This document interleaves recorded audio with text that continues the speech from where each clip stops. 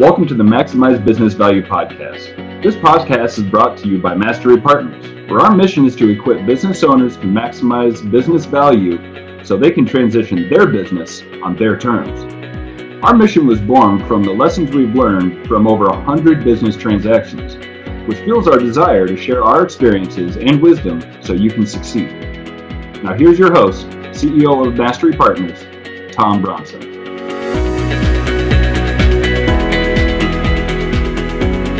Hi, this is Tom Bronson, and welcome to Maximize Business Value, a podcast for business owners who are passionate about building long-term sustainable value in their businesses. In this episode, we're going to talk about some of the many options business owners have to ultimately transition their business. One of the basic truths that we live by at Mastery Partners is that every business will transition. Even the largest companies in the world transition. Think about the transition from business icon Jack Welch to his successor in 2001. That was very much a business transition, and GE spent many years thinking through the transition process. I've often wondered why most business owners don't give more time and attention to their business transition because, like it or not, it's coming someday. The more time a business owner devotes to transitioning a business or transition planning, the more successful the outcome will be. Let's look at the numbers. Each year, more than 250,000 lower middle market and small businesses, SMBs, come on the market. For this illustration, we'll say that any business with less than $100 million in revenue fits into the SMB category. Of the more than 250,000 that come on the market, less than 45,000 actually close a transaction. That translates into a 17% success rate, which means that each year, 83% of the businesses that want to transition fail to do so. I hope you find that as alarming as I do, but one thing we know for sure, business owners that invest time in the transition planning process have a much better chance of success when the time comes for a transition. Many business owners think that there are only a few options to transition a business, but as it turns out, there are many. Let's break down the transition options into three major categories: internal transitions, external transitions, and other transitions. So this is not meant to be a complete list, but it at least points out that there are many options for business owners. So let's start with internal transitions, commonly referred to as transitions to insiders. Typically, about a third of business owners are interested in a sale to insiders. A transfer to insiders is arguably the most successful transition available to business owners today, primarily because it reduces risk and provides significant benefits to the insiders who take on the business. The three primary types of insider transitions are a sale to family members, a sale to current management, or a sale to employees, or what we would call an ESOP, employee stock ownership plan. So let's talk a little bit about transition to family. Despite the challenges inherent in a family transition, there are many offsetting rewards and benefits, which are also the result of careful planning. However, there's also an enormous risk to this type of transition because only 30% of transitions to the next generation are successful, leaving a whopping 70% failure rate. So some of the advantages to an insider or transition to family is that typically the family members have been involved in the business already. It's a great way to leave a family legacy, and it's a favorable way to transfer family and generational wealth. Some of the downsides would be many times the buying generation wants to do things differently to leave their mark, which sometimes rubs the selling generation the wrong way. Family communication issues may arise. Family members not inside the company may feel slighted, and it also typically delivers a lower financial value to the seller. The next type of transition, internal transition, is a transition to management. This type of transition is commonly referred to as a management buyout or MBO. In an MBO, the current management secures funding from a bank, an investment partner, or the current owner. Some of the advantages are that this type of a sale it comes with the security of having well-seasoned management who already know the business. It provides a level of security for the business owner's legacy, as well as future payments to the business owner or new investors. A couple of key disadvantages are that there's a need to secure funding, and many times the current management does not have the ability to do so without help from the current owner. Finally, in terms of internal transitions, let's talk about the employee stock ownership plan, or an ESOP. A small percentage of business owners consider an ESOP an exit strategy. This path is particularly appealing to those who wish to transfer their companies to known entities, perpetuate their current mission or culture, or keep their company inside their communities. Some of the advantages are that it rewards your current employees and management by providing ownership in the company. Typically, it allows the owner to stay involved in the business post-transaction, and it allows the owner to continue his long relationship with the employees, vendors, and customers, which ultimately retain the business owner's sense of belonging. Some of the disadvantages are it's somewhat complicated to navigate. The business owner and employees will need to seek outside help, which can be costly. The business has to be able to borrow or find investors to pay the owner at closing. And many times, the owner carries a long-term note from the company, even though he's typically no longer involved in the day-to-day operations of the business. We're talking about the types of transitions that business owners should carefully consider. Let's take a quick break. Back in 30 seconds.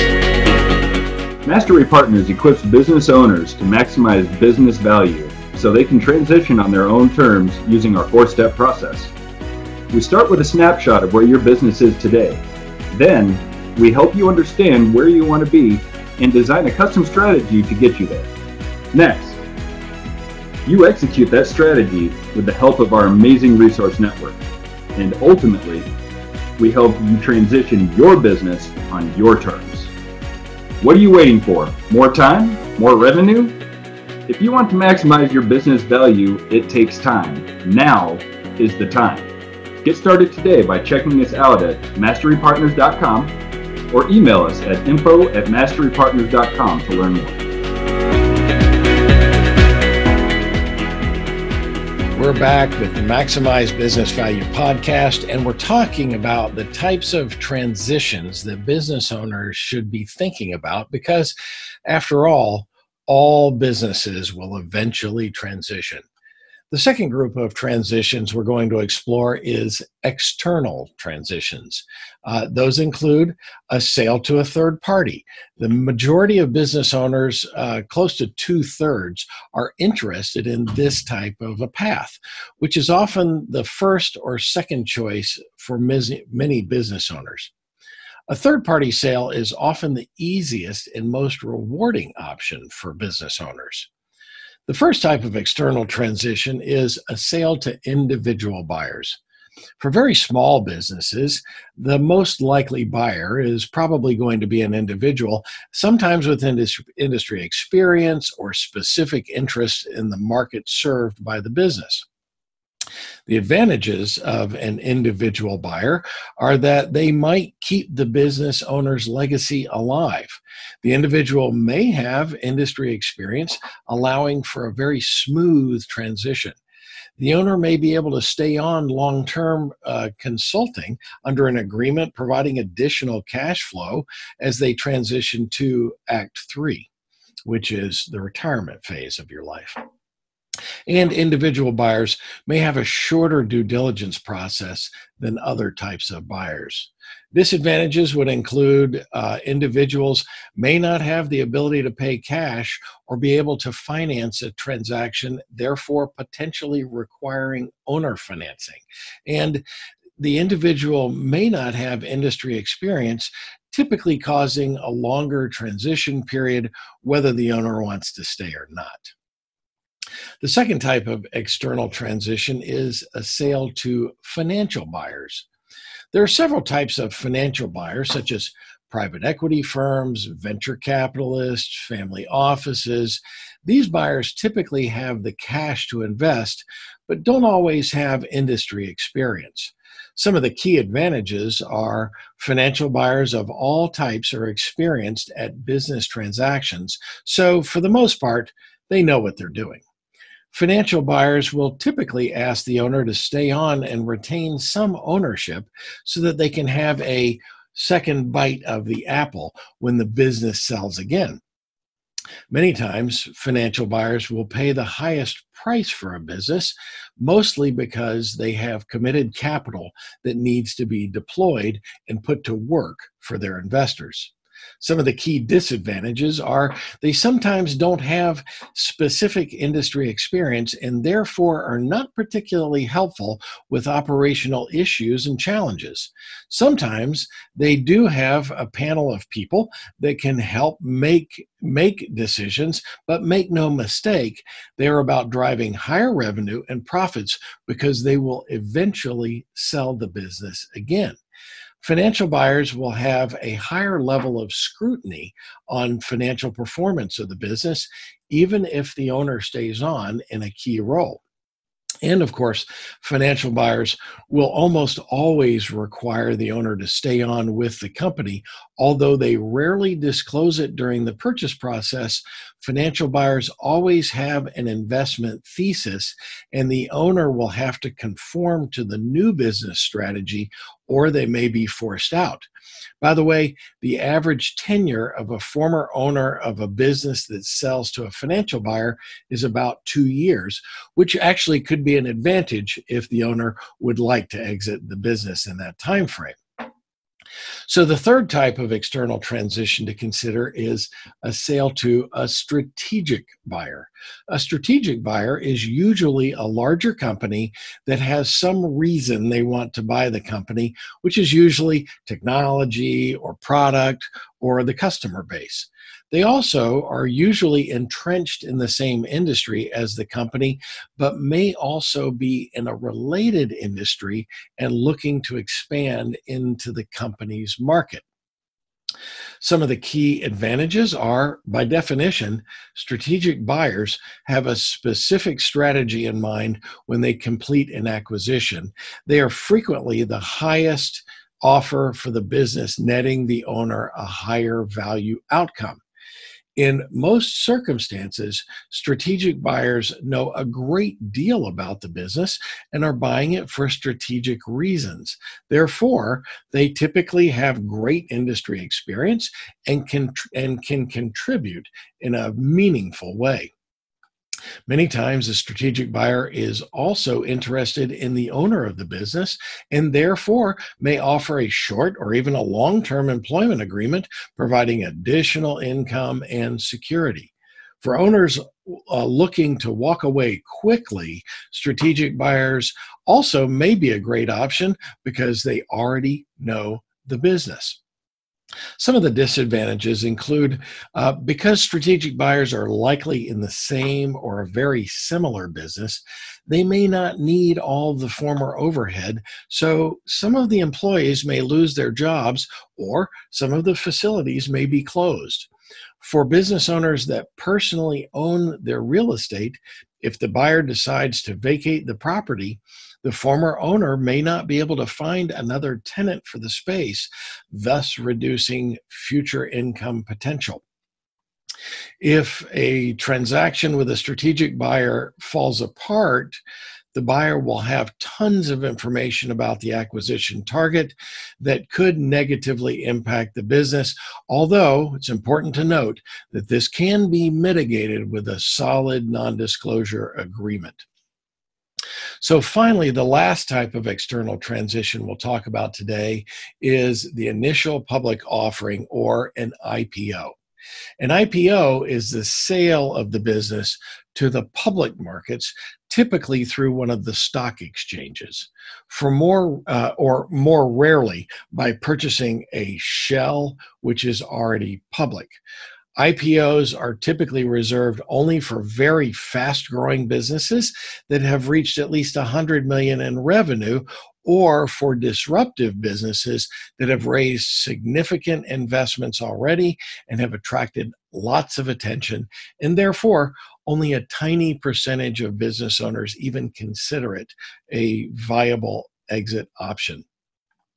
So some of the real pros to an IPO are the advantages are capital infusion to the company for new stock issued that can be used for R&D, growth, debt reduction, and other things.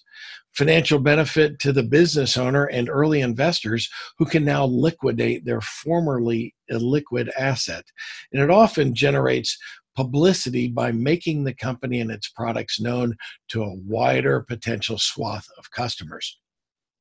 Some of the disadvantages are that IPOs are really expensive, and the business owner will need lots of help from experienced service providers and professionals.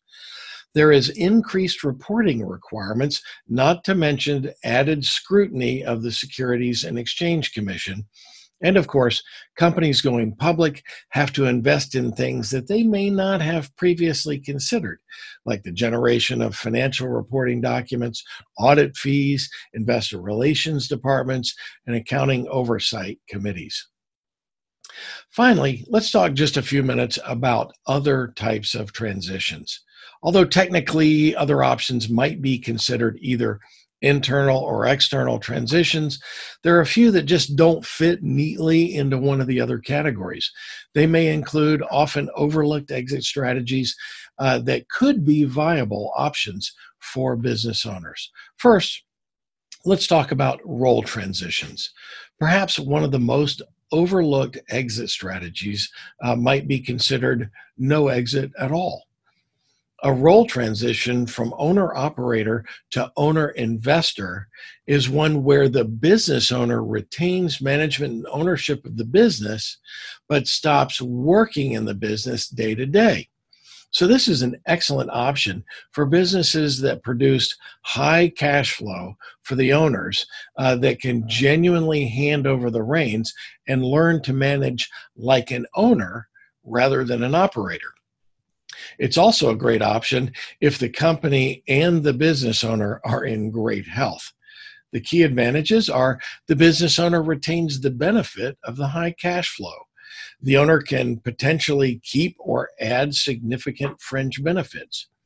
If the business already has a great second-tier management team in place, the transition can be easy and seamless, and the business owner ultimately retains control over the asset that they started or built.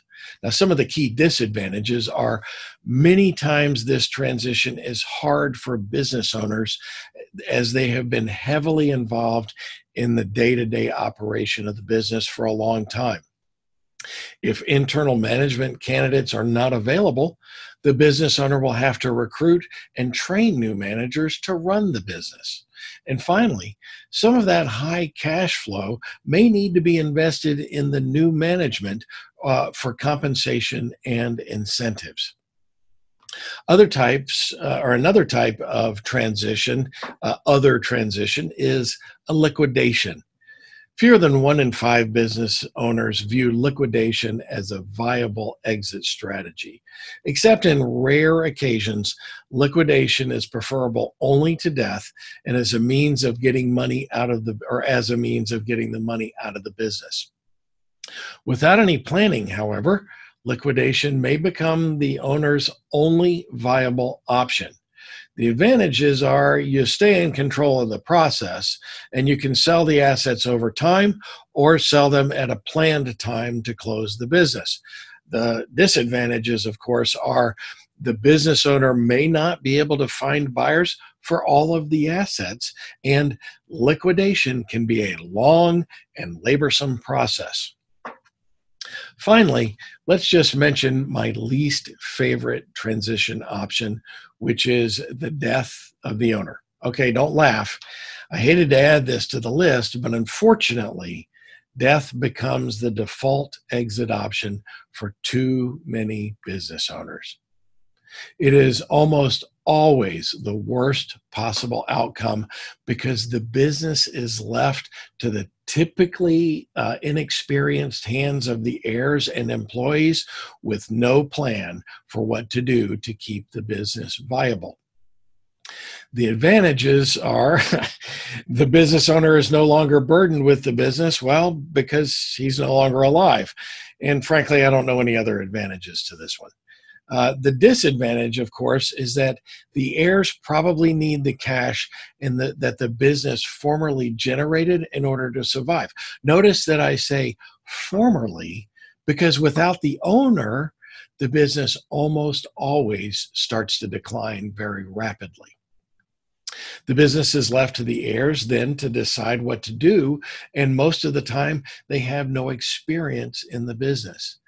And of course, the business will have to be sold or may have to be sold in a fire sale or liquidation, which will generate far less value for the heirs. So in the end, it is so important to explore all of your options and decide which direction the business owner wants to go. Only then can they build a strategy to get there and execute it like their future depends on it, because it does. Remember, all businesses will eventually transition. The earlier you start planning, the better your chances of transitioning your business on your terms. This is the Maximize Business Value podcast, where we give practical advice to business owners on how to build long-term sustainable value in your business. Be sure to tune in each week and follow us wherever you found this podcast. And be sure to comment. We love comments and we always respond to them. So until next time, I'm Tom Bronson, reminding you to stay safe, consider all the options while you maximize business value.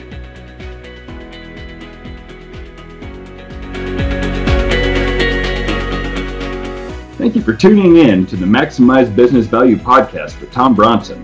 This podcast is brought to you by Mastery Partners, where our mission is to equip business owners to maximize business value so they can transition on their own terms.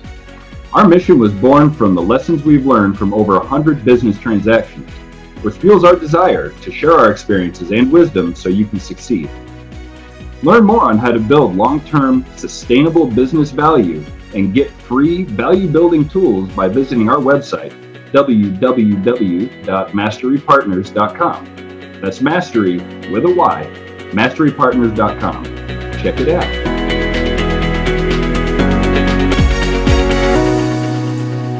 That was perfect. I wouldn't make any changes on that.